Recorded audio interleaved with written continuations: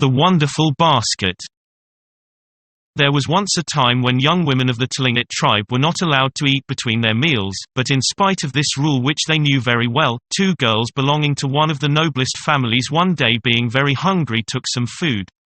Of course, they did not tell anybody, but their mother, who looked after the food box, found it out and was very angry. "What do you mean by behaving like that?" she asked her eldest daughter, shaking her violently while she spoke.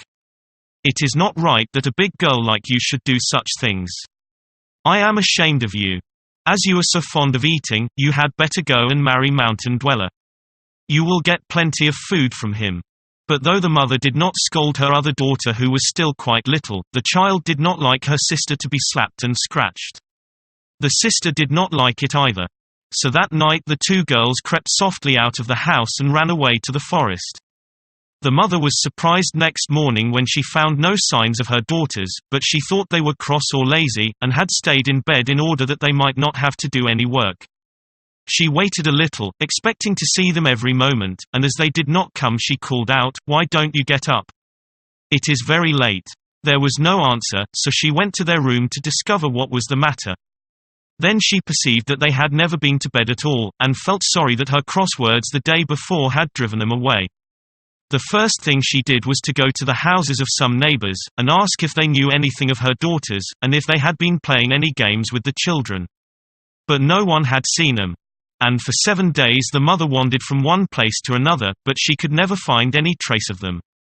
All this time the two girls were walking about the woods not knowing where they went, and looking vainly for fruit or berries, as they were very hungry. At last the path they were following led upwards, and they found themselves among the mountains. A faint sound as of somebody chopping wood a long distance off reached their ears, and the elder sister said to herself, "I wonder if that is the man that mother was talking of." By and by the sound grew clearer and clearer, and on turning a corner they came upon the woodcutter, with his face painted red, standing over a fallen tree. As the girls approached he looked up and said, "What are you two doing here?" "Mother was unkind to us," answered the elder, "so we came away." "What had you done to vex her?" asked the man. "We had eaten some food between our meals, and she said, 'If you are so fond of eating, you had better go and marry Mountain Dweller.'" "Well, come into my house," said Mountain Dweller, for it was he who was chopping the wood, and they went with him and he took them all over it, and very fine it was. Last of all he led them into a storehouse full of dried meat, salmon, and deer, and halibut. They gazed at it hungrily, though they did not say anything, but Mountain Dweller saw their eyes and gave them food which they gladly ate. And they slept there all that night, as they did not know where else to go. Next morning they got up very early and found Mountain Dweller making ready to hunt, drawing on his leggings and choosing his weapons. "We will be married tomorrow," said he, "but today I have a long way to walk, and I shall not be back till nightfall. And before I go, I want to warn you not to peep behind the large curtain of skins hanging over that door. A very bad woman lives on the other side, and she does not like anyone to see her." "No, of course we won't," answered they, and Mountain Dweller set out. So the girls stayed in the house all day, and wondered what their friends were doing in the village, and if they were still seeking them. "I expect," said the elder, "they think we have been eaten by wolves, and are mourning for us. And mother will have cut off her hair, and painted her face black." "Yes, she is sure to have done that," answered the little girl, and so she had. The days went by in much the same way, except that the big girl was now married to Mountain Dweller. Every morning he went out to hunt, so the two sisters had plenty to eat, and if they wanted any food between meals, they took it. They were quite happy until one unlucky morning when it was snowing so fast they could not leave the house, and at last they grew weary, and longed for something new. "Who can the woman be that lives behind the curtain?" said the elder sister at last.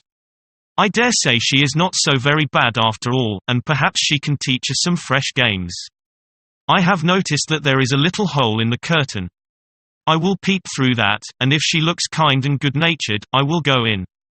"Yes, that is a good plan," answered the child, and they both went on tiptoe to the curtain. The hole was very small, and it was hardly possible that anyone on the other side of the curtain should have seen them looking through. Yet the moment that the wife had fixed her eye on it, the woman threw up her hands and screamed, and both sisters fell down dead. And that is how Mountain Dweller found them when he returned from the hunt. He guessed at once what had happened, and his anger was so great that the first thing he did was to run behind the curtain and kill the bad woman who lived there. Then he took some eagle down and spread it over the girls' bodies, and walked round them many times, shaking his rattle all the while. At length slight shivers passed through their limbs. The color came back into their faces, and there they stood on their feet, as well as ever they were. When they had been in the mountain for many, many months, Mountain Dweller said one day to his wife, "Would you not like to see your father and mother once more?"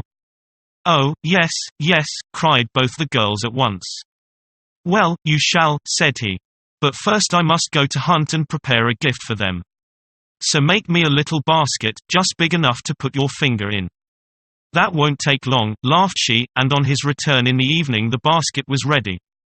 But this basket was not like other baskets, for when the husband shook it, it grew large enough to hold all kinds of meat and bags of tallow, and when he shook it again, it shrunk. And the meat also. At dawn the next day the girls started and carried the basket to their father's house. It was evening before they arrived, and the first person who saw them approaching was their little brother, who ran in, crying, "Mother, my sisters are there." "Nonsense," she answered angrily. "Why do you say such things? They have been dead this many a long day." "They are my sisters," shouted he. "Do you suppose I don't know them?" "Well, let me see the hair from their marten skin robes," she replied, still unbelieving, for she remembered that her daughters had marten skin robes, such as only the chief families were allowed to wear. Then the boy went and spoke to his sisters, and pulled little pieces of the fur out. As soon as she saw the fur, the mother believed, and she and her husband and their kinsfolk went forth to meet the lost girls, weeping for joy at having found them again. The next day the big girl said to her mother, "There is a little basket in the woods, filled with meat.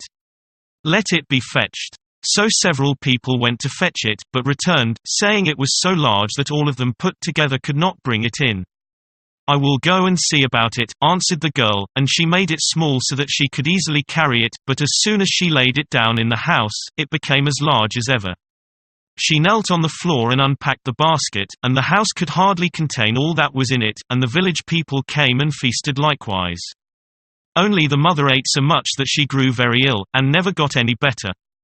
To this day luck befalls every man who hears Mountain Dweller chopping the wood.